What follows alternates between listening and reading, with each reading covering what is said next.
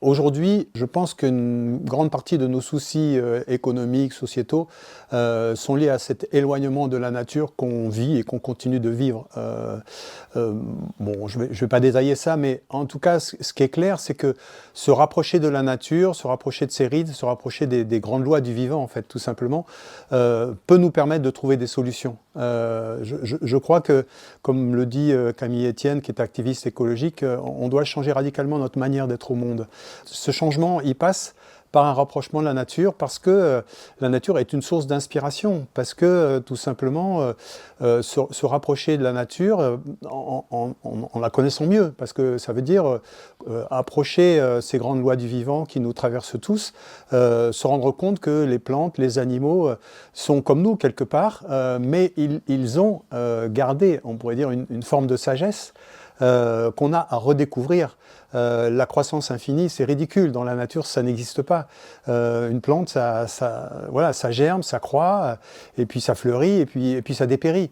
On peut penser à des animaux qui ont des durées de vie qui sont extrêmement courtes. Hein. On s'émeut du poulpe d'une intelligence extraordinaire, mais un poulpe, ça vit 3 ans.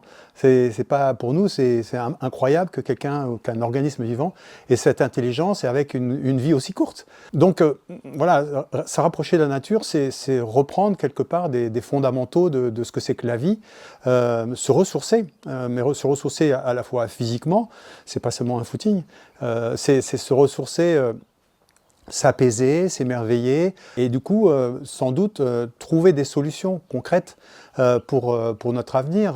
Je pense à des travaux qui sont menés par le philosophe Baptiste Morisot, qui est s'inspirer en fait de cette intelligence même des animaux. On pourra détailler dans d'autres vidéos concrètement de quoi il s'agit, comment les animaux peuvent nous inspirer. On peut penser, voilà, par exemple, aux animaux sociaux qui ont une forme d'organisation.